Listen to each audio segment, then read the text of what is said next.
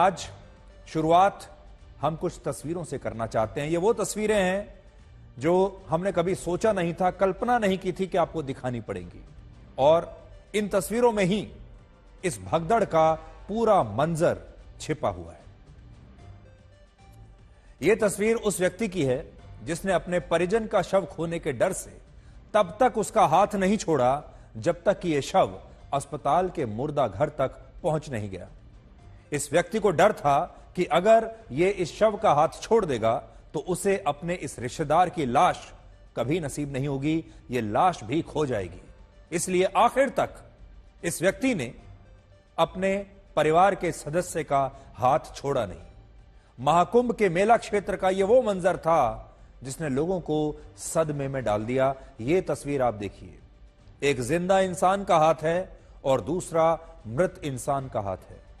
जिंदा इंसान इस बात से डरा हुआ है कि अपने रिश्तेदार को, अपने परिवार के सदस्य को बचा नहीं पाया, लेकिन अब उसकी इस डेड बॉडी को खोना नहीं चाहता।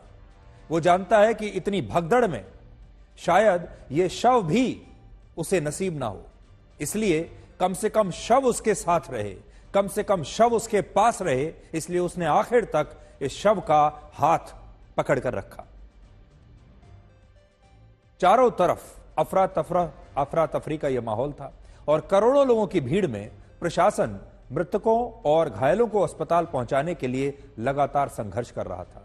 अब जो वीडियो आप देखेंगे, यह वीडियो घटना के बाद एक ड्रोन कैमरे से रिकॉर्ड किया गया है, जिसमें संगम के पास आपको 50 से ज्यादा एम्बुलेंस नजर आएंगी। यह देखिए, बड़ी स्क्रीन पर मैं आपको दिखाता हूं। घटना के बाद संगम के पास 50 एम्बुलेंस आपको दिखाई दे रही हैं। घटना के तुरंत बाद का यह वीडियो है। एम्बुलेंस की लाइन लगी हुई है। चारों तरफ जूते, चप्पल, कंबल, लोगों के बैग्स, बिस्तर और कपड़े बिखरे हुए हैं।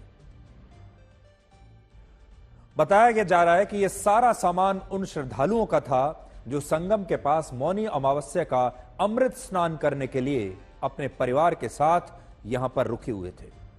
इन सब लोगों को आज पवित्र स्नान करना था, लेकिन इसी दौरान लोगों की एक जो भीड़ संगम की तरफ जा रही थी, उसमें भगदड़ मच गई। और इस भगदड़ में यह भीड़ उन लोगों के ऊपर जाकर गिर गई जो लोग पहले से ही वहां पर सो रहे थे या अपने परिवारों के साथ अमृत स्नान करने का इंतजार कर रहे थे। इस भगदड़ के बाद सैकड़ों लोग अपनों से बिछड़ गए और कई लोगों के